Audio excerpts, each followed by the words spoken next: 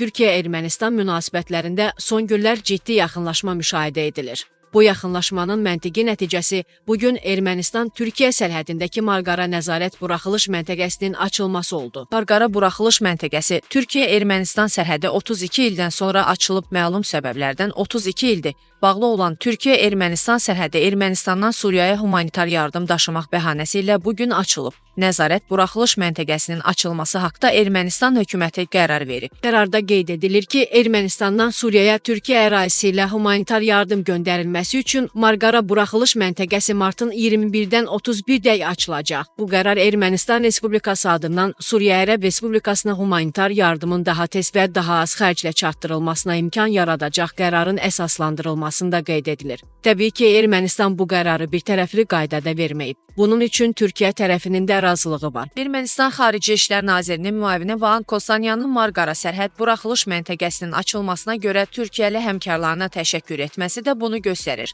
Məlumdur ki, Türkiyə ilə Ermənistan arasında sərhəd məsələsi bağlı qapılar arxasında çoxdan müzakirə edilirdi. Ancaq çox qəribədir ki, bu haqda Azərbaycana hər hansı məlumat verilmirdi. Diqqət çəkən digər məqam odur ki, Marqara sərhəd buraxılış məntəqəsinin açılacağı barədə xəbərləri Ermənistan tərəfi elan edir. Türkiyə rəsmiləri bu məsələdə suallar yaradan susqunluq nümayiş etdirirlər. O da məlumdur ki, Türkiyə ilə Ermənistan arasında sərhəd məsələsi ilə bağlı gizli müzakirələrin arxasında Türkiyədə Ermənistana qucaq açmaq istəyən dairələr, qlobal imperialist qüvvələr, Biden-Blinken administrasiyası, Avropa İttifaqı, erməni lobisi dayanırdı. Təəccüblüdür ki, artıq Biden administrasiyası yoxdur. Amma Türkiyədə bu planı icra etmək istəyən antimilli qüvvələr bu prosesi davam etdirir və müəyyən mənada istəklərinə nail olurlar. Erdoğan Paşinyan görüşünün təşkilini, Erdoğanın Paşinyana kitab hədiyyə etməsini, Türkiyəli jurnalistlərin bu günlərdə Ermənistana səfərini, Türkiyə-Ermənistan sərhədinə baxış keçirmələrini də bu planın tərkib hissəsi kimi qiymətləndirmək olar. Buradan belə nəticəyə gəlmək olar ki, bu qüvvələr Türkiyə rəhbərliyini bu cür yanlış addımları atmağa razı sala biliblər.